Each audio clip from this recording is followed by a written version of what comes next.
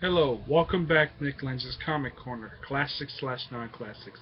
This is episode 155 and Doubleshot number 90. Okay, two books like usual. First up, it's Miss Marvel, Volume 1, No Normal. This book contains Miss Marvel, Volume 3, Issues 1 to 5, and her short story from All New Marvel Now, Volume 1, Number 1. There are two arcs in this particular thing. The first couple issues, in case some of you, when you read this book, you're like, where the heck is this green mist coming from?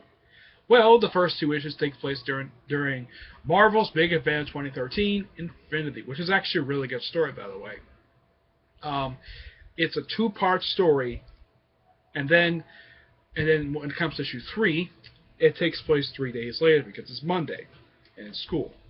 Yeah. Then that story takes up 3 issues, so basically trying to start a career, and then the book ends, the main story, with her getting introduced to her main villain. Now, in case some of you wondering, this book is going to be relaunched with all new alternate Marvel Now, with the same creative team, except they add like one new artist. They added it's a name I cannot pronounce, but it's the same creative team who wrote this. They stay in the book all the issues, including the ending, which is going to come out soon. This is a great book to read. Very original concept by Marvel, to giving a name using this type of name, given completely original character. And by the way, the origin story takes up the first 11 issues, but you'll get used to it and you'll thoroughly enjoy it. Carol Danvers' appears as Hallucination, issue 1. Despite that, this book is great. Here's a sample of the artwork, which is done by Runaways artist Adrian Afina. G. Willow Wilson. I think this is her first Marvel book, as far as I know. She's currently writing A-Force, and she's also going to be still writing A-Force post-Secret Wars when that book and this book gets relaunched. She stays on 2 books, which is great. She does a fantastic job writing both books, and I get this book a 9.5 out of 10. It's a great book to read. Next up, this book, probably I think a lot of people are wondering my personal opinion about this particular story. Death of Wolverine contains all 4 issues of the miniseries done by writer Charles Shaw and artist Steve McNiven. Now, those of you familiar with Steve McNiven, he has done such stories as Civil War. He was the original artist for Old Man Logan. He's done some Guardians of the Galaxy, much better stuff. He's done several stuff with Mark Millar, especially his miniseries Nemesis. So you're familiar with his artwork. Here's a sample of his artwork right here. Fantastic artwork done by him. Now, over the course of this story, Wolverine pretty much faces almost his entire rogues gallery. I mean, you get appearance-wise. Sabretooth, Viper, Lady Deathstrike, Lord Ogun from the Kitty Pryde Wolverine series from 1980s. The only major problem I have with the book is Nuke. Now, Nuke has been dead since Rick Remender's Captain America run. He got killed off in issue 16. Got his head blown off by explosives. I'm thinking of, so he gets rebuilt, and the only repercussion that happens to him when he comes back, he gets his head shaped bald, and he gets a potbelly. That's simply it. But this book is wonderfully told. You could, like, by the time issue 3, they pretty much show every single Wolverine villain, except for Omega Red and Wildchild, which is a good reason why, because they're both dead. But they show pretty much everybody. It was surprising to see everybody. Now, this book does lead to a couple things. The majority of the story, the supporting characters who appear in issue 4 do later appear in the Weapon X Project miniseries.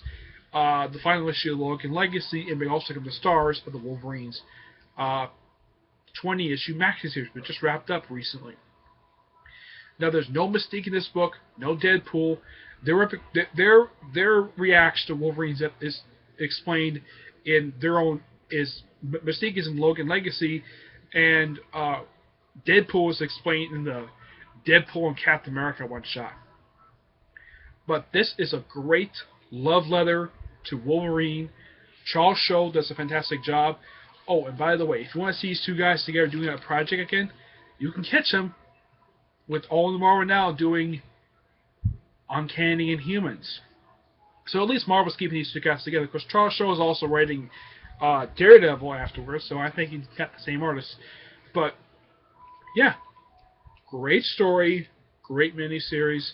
Now, I do own the 4 issues that this trade collects. Now, why did I pick up this trade even though I got the issues? Because I wanted to review it on this show. I wanted to do it. Is this book entirely perfect? No. I'm going to give this book my highest rating possible and a very good recommendation. I'm giving this book a 9.9 out of 10. I only take the small little point out because of Nuke. But this is a great book. And in case some of you wondering, Wolverine is my second favorite superhero of all time. See, now, when I heard when they're going to kill him off, I was not happy they're going to kill him off. But when they put Charles Shaw, a guy who's never written Wolverine before, but he is a good writer. He's done some good stuff prior to this, and putting an artist who actually has drawn Wolverine before, you got a good dream team of people doing Wolverine together. Okay? So, definitely get this book, and definitely get the individual issues. And if you find Charles Shaw, be sure he autographs the first issue for you. And by the way, the cover is the first issue. The back cover is the last issue of the miniseries. The miniseries is only 4 issues long, and those issues are really thick, and they were originally $5 when they came out. But originally they were going to have all 4 issues come out in September last year, but they decided to have the first 2 issues come out in September and issues 3 and 4 come out in October. Okay? Great book. Alright, that's it. Stay tuned for my next episode, which will be episode 156.